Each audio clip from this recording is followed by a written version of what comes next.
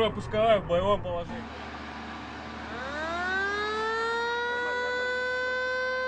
Ракеты готовят ручной пуск по моей команде. По первому цели уничтожить двумя.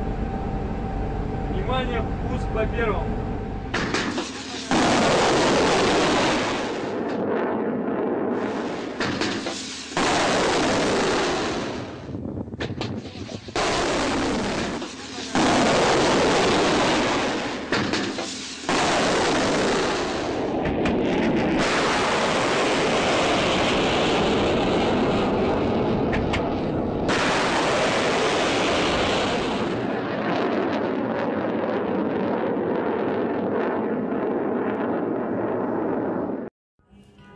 দক্ষিণ এশিয়ার যুদ্ধের দামামা বাজছে।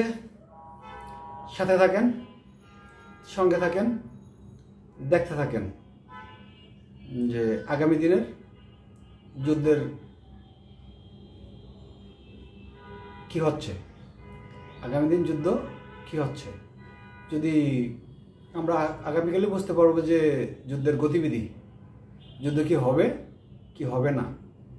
ইতিপূর্বে হয়তো বা আমার আগের ভিডিওতে দেখছেন যে মোদি একটা যেটা করে ফেলছে, সেটা যদি সে কন্টিনিউ করলে মনে করবেন যে যুদ্ধ কন্টিনিউ হবে। আর এই যুদ্ধে একবার পা দিলে এখান থেকে বাইর হওয়াটা খুব মানে ইয়ের ব্যাপার, বাইরে হওয়াটা খুব কঠিন, বাইরে হওয়া যাবে না।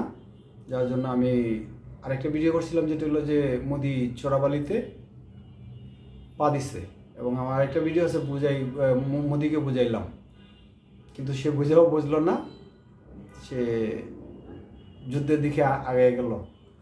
এখন কূটনৈতিক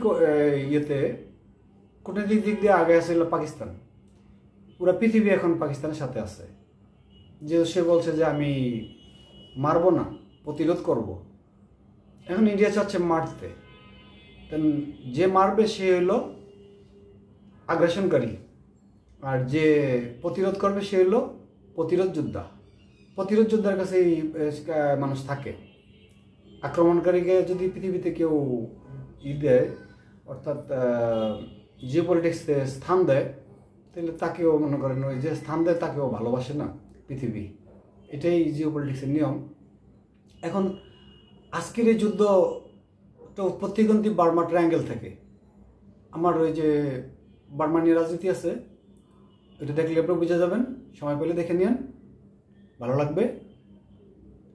তিনটে অস্ত্র আপনাদের দেখালাম, এই তিনটে অস্ত্রের সাথে পৃথিবীতে মনে করেন যে যুদ্ধে রাজত্ব করবে, যেটা আমরা ব্যাটেল গ্রাউন্ডে আমরা দেখতেছি। অলরেডি গ্রাউন্ডে আমরা দেখতেছি যে এটা রাশিয়া ইউক্রেনে হিট করতেছে।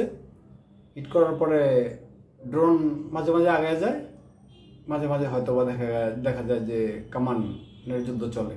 তো এই ড্রোনের যুদ্ধটাই খুব কার্যকরী যুদ্ধ, যেটা প্রচুর ড্রোনের অধিকারী এই পাকিস্তান, যেটা তুরস্ক থেকে ইতিমধ্যে পাইছে, তারপরে এর আগেও কিনছে সে প্রচুর ড্রোন।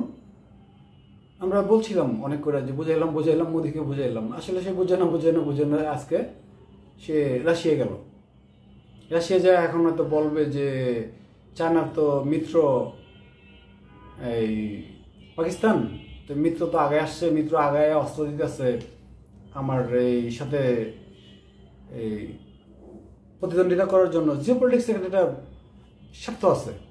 জিওপলিটিক্স একটা স্বার্থের ব্যাপার হলো যে পলিটিক্সটা স্বার্থের জন্যই হয়, যেটা স্বার্থ ছাড়া কোনো পলিটিক্স হয় না। যে বার্মাতে কার লাভ কার ক্ষতি বেশি। বার্মাতে মনে করেন যে যেটা গ্রাউন্ড হয়ে গেছে, এই গ্রাউন্ডে অর্থাৎ আরাকান রাজ্য কার দখলে থাকবে। ইতিমধ্যে জাতিসংঘের আন্ডারে বাংলাদেশের দখলে যাওয়ার এটা চিন্তা ভাবনা চলছে। পুরো পৃথিবী চাচ্ছে যে বাংলাদেশের ক্যাপচারে থাকুক।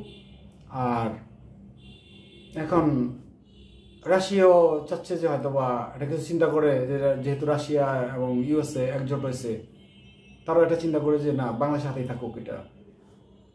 ওখানে ওই যে আমি একটা ইয়ের কথা বলছিলাম, যেটা বন্দরের কথা বলছিলাম, আপনাকে ভুলে গেছেন কিনা, যেটা কালাদান বন্দর, যে আরাকানে কালাদান বন্দর, ওই বন্দরটা হলো সমস্যা। আসল সমস্যা মূল কারণ হলো বন্দর। ওই যে আমাদের প্রফেসর ডক্টর মোহাম্মদ ইউনুস যে বলছিল যে তোমরা ল্যান্ডলর্ডার, অর্থাৎ তোমাদের কোনো সমুদ্রপথ নাই। এটা বন্দর ছিল এদের, কালাদান বন্দর।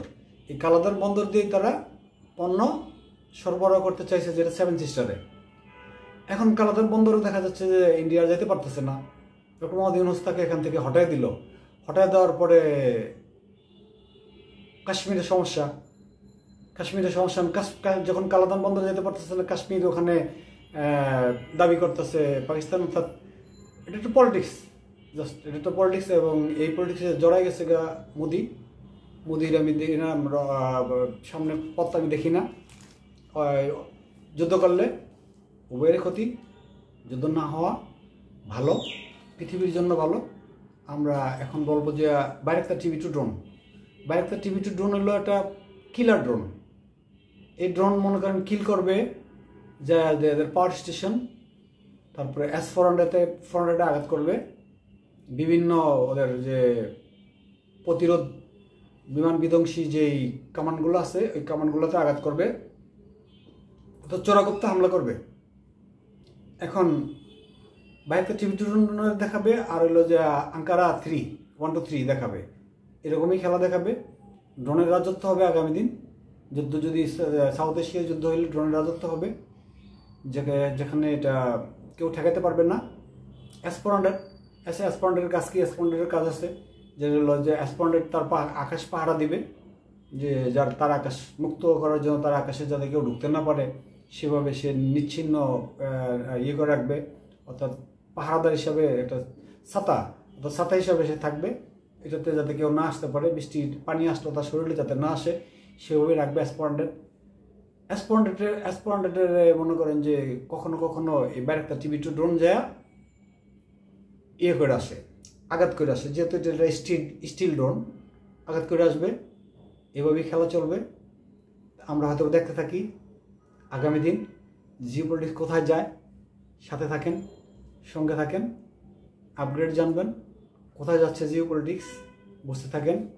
আমার হয়তো বা ভিডিওগুলো দেখেন, ভিডিওগুলো দেখলে আপনি বার্মা ভিডিও দেখলে বুঝবেন। এবং রাজনীতি এগুলো দেখবেন, দক্ষিণ এশিয়া বিষয়ক রাজনীতি এগুলো দেখলে আপনি বুঝে যাবেন যে জিওপলিটিক্স কেন এরকম হচ্ছে। ওকে, বাই বাই।